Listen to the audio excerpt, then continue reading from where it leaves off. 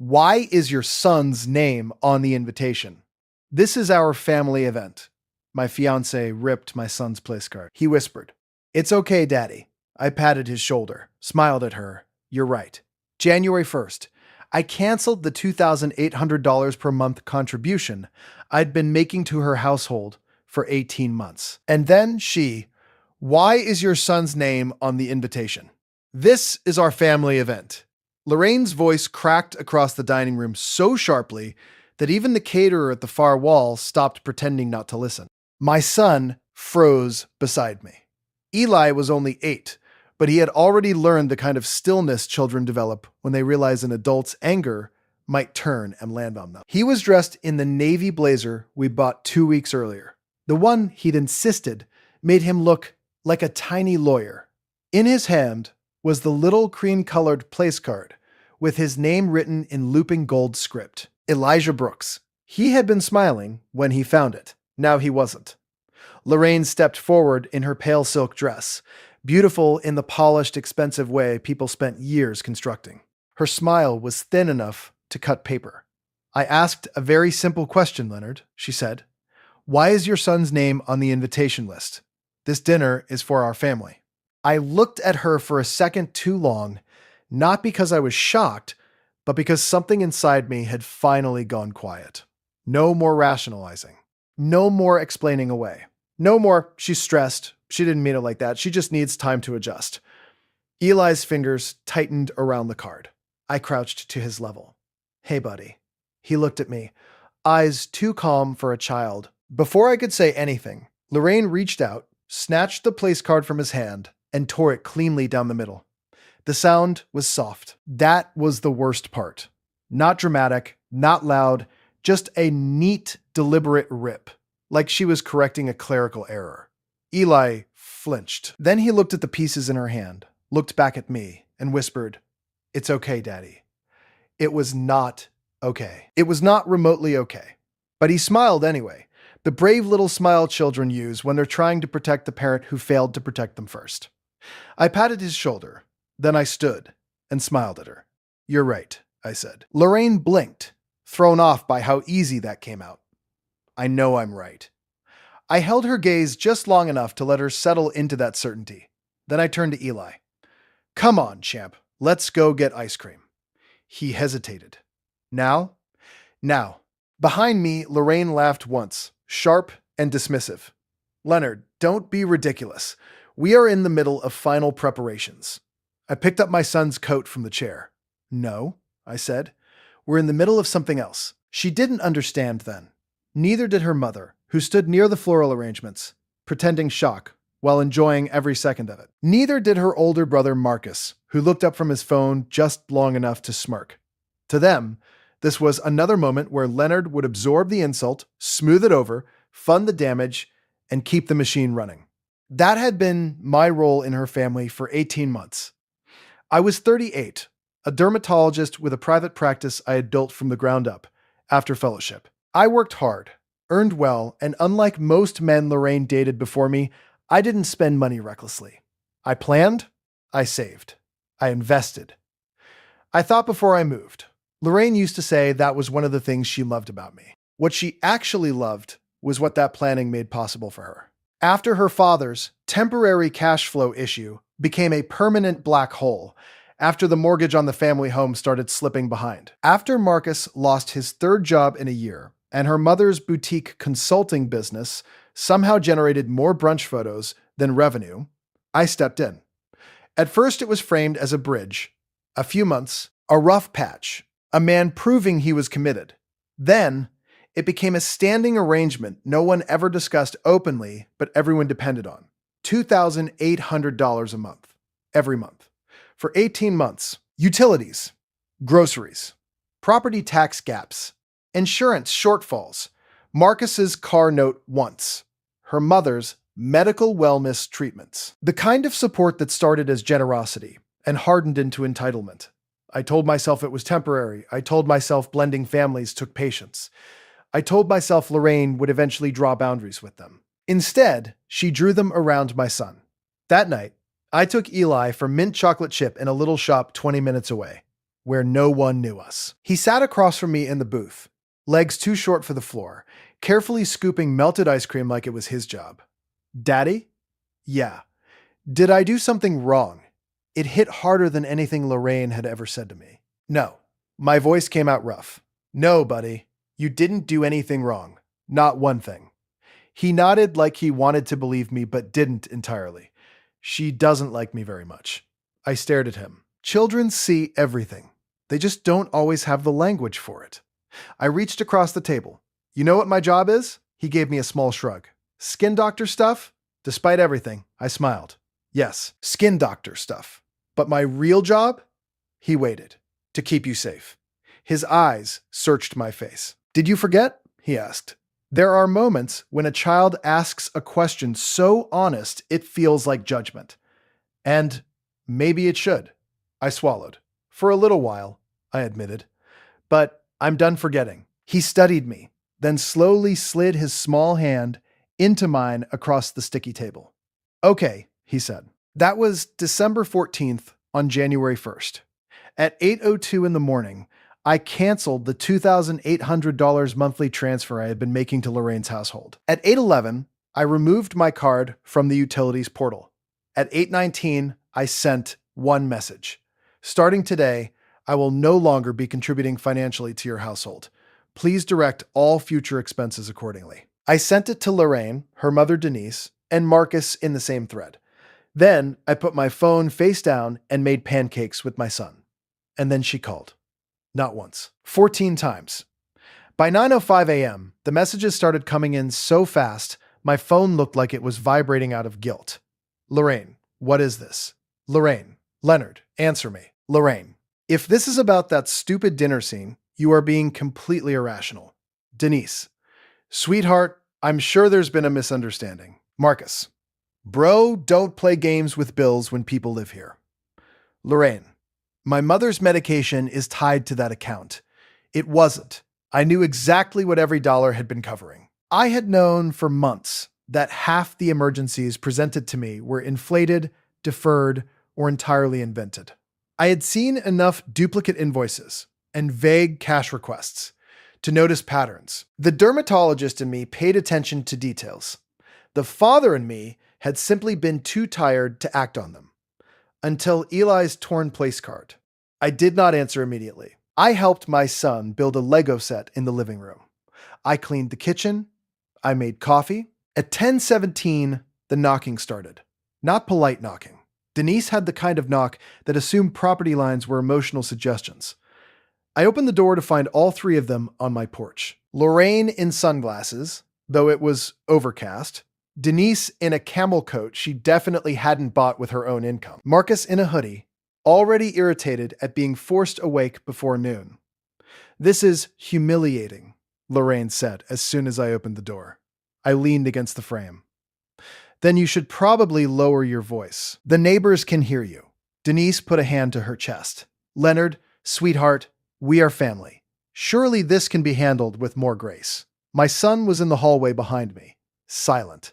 I stepped outside and closed the door behind me. No, I said. We are not doing this in front of Eli. Lorraine folded her arms. Good. Then explain why you decided to financially sabotage my household on New Year's Day like some petty vindictive. Your household, I repeated. She stared. That's an interesting phrase, I said. You never called it our household when my son needed a seat at the table. Her jaw tightened. Don't weaponize one misunderstanding. One misunderstanding. I let out a quiet laugh. Lorraine, your mother refers to Eli as the complication. Marcus calls him the carry-on. At Thanksgiving, you moved him out of the family photo because your aunt said he changed the symmetry. And 2 weeks ago, when he accidentally left crayons in your sitting room, you told him that some spaces in life are earned. Denise gasped theatrically. You are twisting things. No, I'm remembering them. Marcus shoved his hands into his pockets. You're seriously blowing up an engagement over a kid not getting a place card? I turned to him. I'm blowing it up because a grown woman tore something out of a child's hand, and he felt obligated to comfort me afterward. That shut him up. For 3 beautiful seconds, none of them spoke. Then Lorraine removed her sunglasses. There it was. Not shame. Anger. Cold, elegant anger, sharpened by inconvenience. You made a commitment, she said. You don't get to withdraw support because your feelings are hurt. I looked at her for a long moment. My feelings aren't hurt, Lorraine.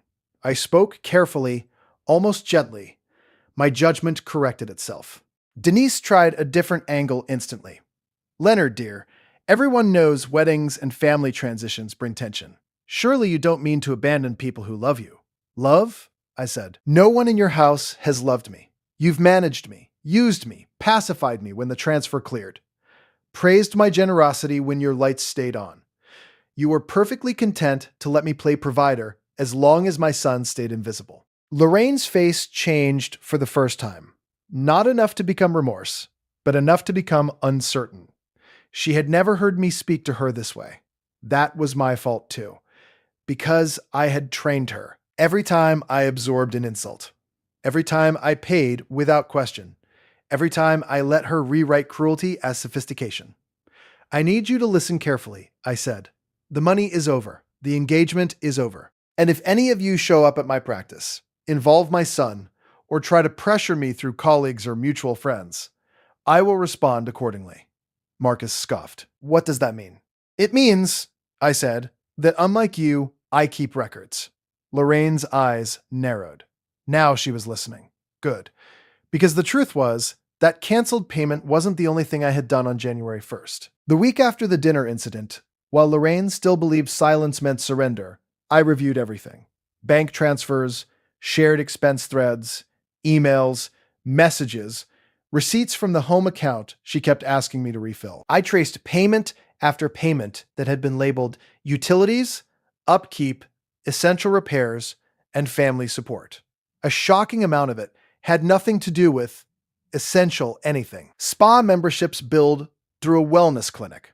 Marcus's gambling-heavy Cash App swings disguised as vendor deposits. A luxury handbag purchase reimbursed from the house account 3 days after Denise claimed the furnace needed emergency servicing.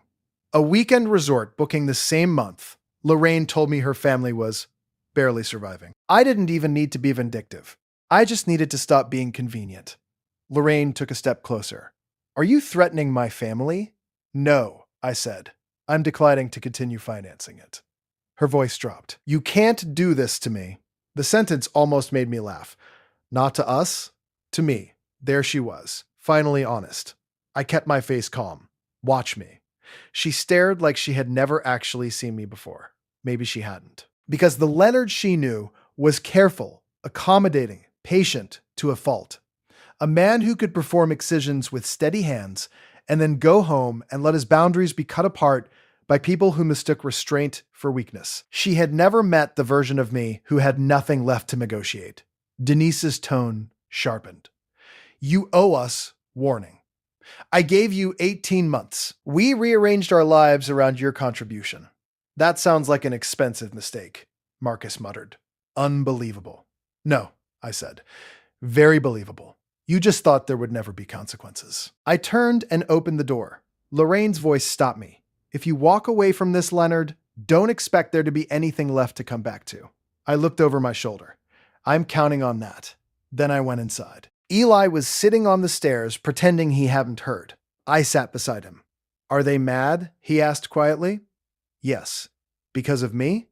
I closed my eyes for half a second. No, because they're not used to hearing no. He nodded. Then, very carefully, are you still getting married? There it was. The question I had avoided asking myself in plain language. Was. Not should. Was. I looked at my son and thought of every compromise I had called maturity. Every silence I had mistaken for peace. Every time I told him to give her some time after she corrected his manners more harshly than any child deserved. Every time he asked whether he had to come to her family dinners, and I insisted it would get better. No, I said, I'm not. He studied my face. Are you sad? Yes. That answer seemed to comfort him more than a false one would have. Me too, he said. I put an arm around him, and he leaned in. Outside, I could still hear muffled voices on the porch.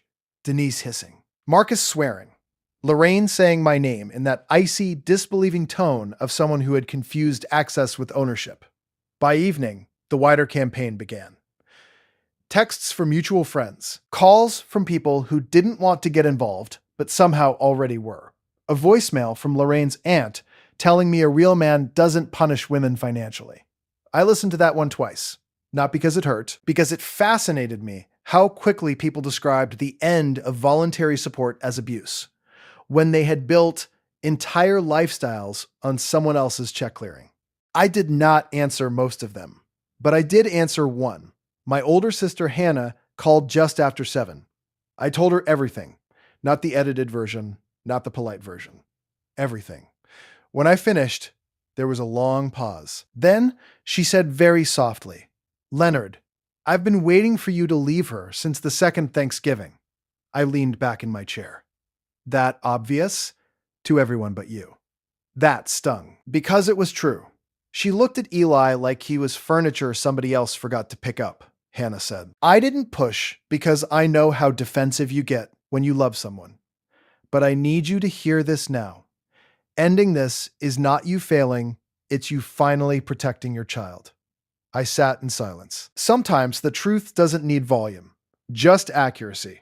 Over the next week, the fallout spread exactly the way I expected. Lorraine called my office 3 times before my receptionist, Sandra, informed her with surgical politeness that personal matters were not to be discussed through the practice. Marcus sent me a string of messages that shifted from rage to bargaining to insults about fatherhood. Denise attempted a handwritten note, 6 pages long, in which she managed to describe herself as a victim 17 times, without once mentioning my son by name.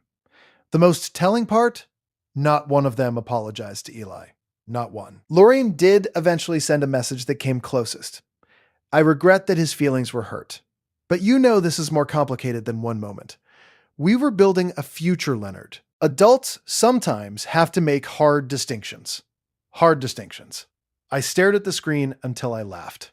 That phrase explained everything. In Lorraine's world, love was conditional, family was curated, and children were welcome only if they arrived arranged correctly. My son was not a distinction. He was the line.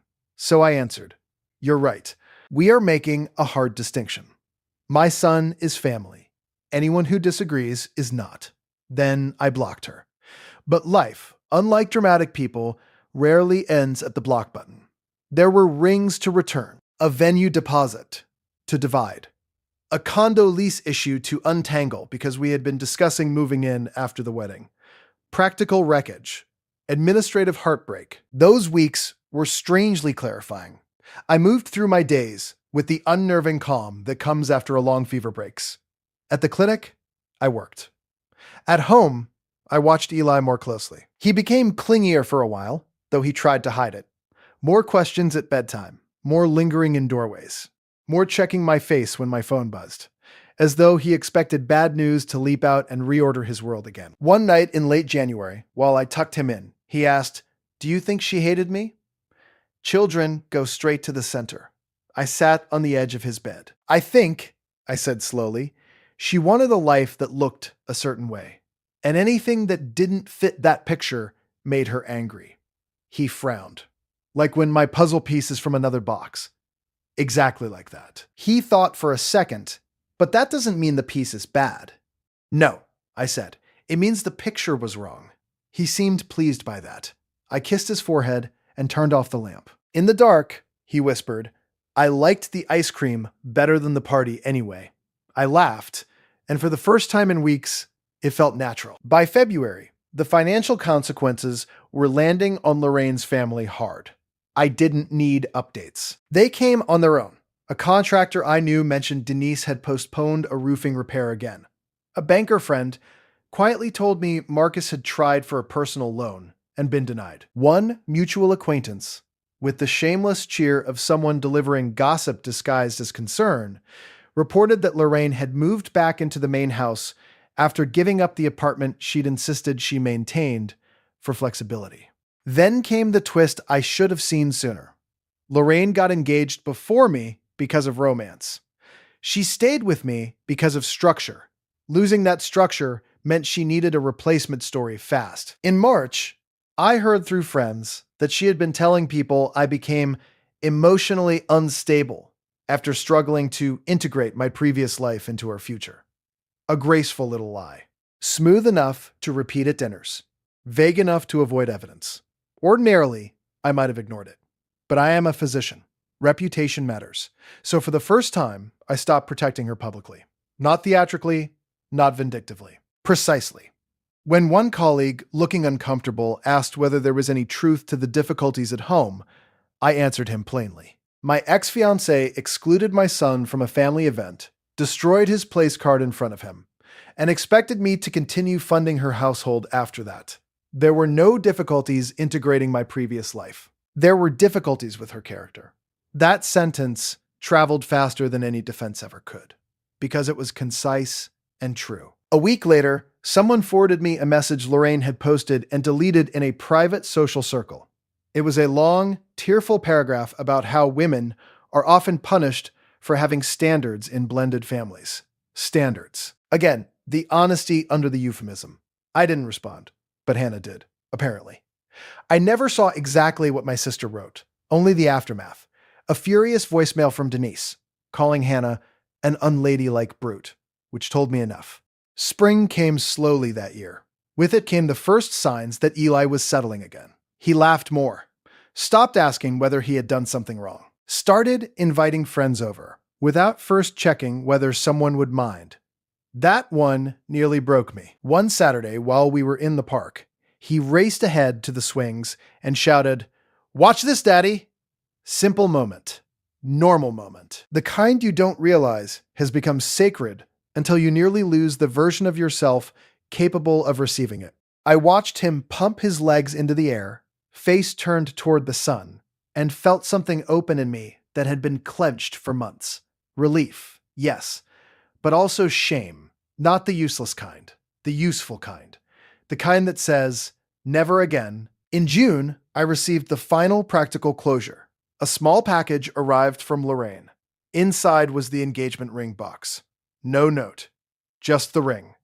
For a second, I stood in my kitchen and remembered the night I proposed. The rooftop restaurant. Her tears. The way she said, "You make me feel safe." At the time, I had taken that as intimacy. Now I understood it as dependence. Dressed like devotion. I sold the ring 2 weeks later. With the money, I took Eli on a 4-day trip to the coast. We ate bad boardwalk fries, built a lopsided sand fortress, and let the wind turn us both ridiculous. On the second evening, wrapped in hotel blankets on the balcony, he looked out at the ocean and said, "I think our life feels quieter now." I smiled. Good quiet or bad quiet? He leaned against my side. Good quiet. Like when the scary movie is over but you still get snacks. I laughed so hard, I had to wipe my eyes. That was the thing about children. Sometimes they hand you theology by accident. Yes, exactly that. The scary movie was over. We still got snacks. By autumn, the story had shifted in the eyes of almost everyone who mattered. The people worth keeping in my life did not ask why I left. They asked how Eli was doing, how I was doing, whether I needed help. That taught me something else. Healthy people don't demand explanations for your boundaries nearly as often as unhealthy people demand access to ignore them. And then, in October, I got the message that completed the picture. Not from Lorraine, from her younger cousin, Ava.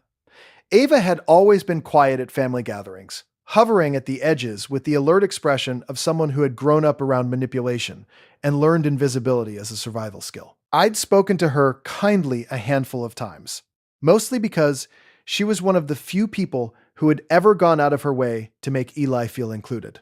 Her message was short. "Hi, Leonard. I know this might be inappropriate, but I wanted you to know something. Eli was the only person who thanked me for helping him with his tie that night. He said, 'You're nice even when people are being weird.' I've thought about that a lot. You did the right thing. Some of us noticed. I read it twice, then 3 times. A small thing, but not small at all. Because every family like Lorraine's survives on silence. On people seeing and saying nothing, Ava had seen. Ava had spoken. I wrote back, 'Thank you. That means more than you know.' That night, After Eli was asleep, I sat alone in my living room with the lights low and thought about the man I had been a year earlier. Successful on paper, composed, generous, also exhausted, defensive, half blind inside the life I was funding. I had believed being needed was proof of being loved. It isn't. Sometimes being needed is just being cornered politely. I had believed patience could transform contempt. It can't. Contempt only grows more articulate when you reward it. And I had believed protecting the peace was the same thing as protecting my child. That one still hurt most, because peace without dignity is just quiet damage. Months later, when people asked whether I regretted calling off the wedding, I always answered the same way. I regret that I didn't do it sooner. That was the truth. Not because healing was easy, not because untangling lives and finances and expectations was painless, but because the cost of staying would have been paid by a little boy who had already started learning that belonging was something adults could revoke. No child should learn that in his father's presence. So this is what I know now. I am Leonard. I am a dermatologist. I know how to identify irritation, inflammation, malignant growth. And some relationships are exactly that. They start as a small discomfort you explain away, a persistent rash of comments, tiny abrasions to your dignity. Then one day you wake up and realize the damage has spread because you kept calling it temporary. The treatment is not always gentle. Sometimes you cut clean. Sometimes you remove what was harming you before it reaches what's vital. That was what January 1st was, not revenge. Excision. And the strange, beautiful thing that followed was this. My life did not collapse after I stopped financing theirs. It expanded. There was more room in it, for laughter at breakfast, for calm evenings, for my son to leave crayons on the table without looking over his shoulder, for me to look at him and know, with no hedging left, that I had finally chosen correctly. Last week, Eli had a school family night. Nothing glamorous. Fold-out chairs, juice boxes, a crooked banner in the gym. He asked me to come early because he wanted to show me his art project before the crowd got there. It was a collage made from magazine cutouts and construction paper. At the center was a blue house, a yellow sun, and two figures holding hands. Me and him, obviously. Above us, in his careful block handwriting, he had written, "Family is who makes room for you." I stood there staring at it while other parents milled around and someone in the corner struggled with a hot glue gun. Then Eli came up beside me, slipping his hand into mine like he had at the ice cream shop all those months ago. "Do you like it?" he asked. I looked down at him, at the boy who had whispered, "It's okay, Daddy," when it never should have been his job. At the boy who had survived my delay in protecting him and still trusted me enough to reach back. And I said the only honest thing, more than you can imagine. Because that was the ending Lorraine and her family never understood. They thought money was the center of the story. It wasn't. The center was a child. A torn place card. A father who finally understood that love which asks your son to disappear is not love, no matter how elegantly it's packaged. I'm not guilty that they lost their safety net. I'm guilty only of letting them stand on it too long while my son watched. That part is over. Now we build something quieter. Something smaller, maybe. But real. A life where no one has to earn a seat at the table. A life where family is not performance, or status, or contribution, or bloodless distinctions made by polished people with empty hearts. A life where my son never again has to comfort me for another adult's cruelty. And if there is a moral to any of it, it's this. The moment someone asks why your child's name is on the invitation, they have already answered whether their name belongs in your future.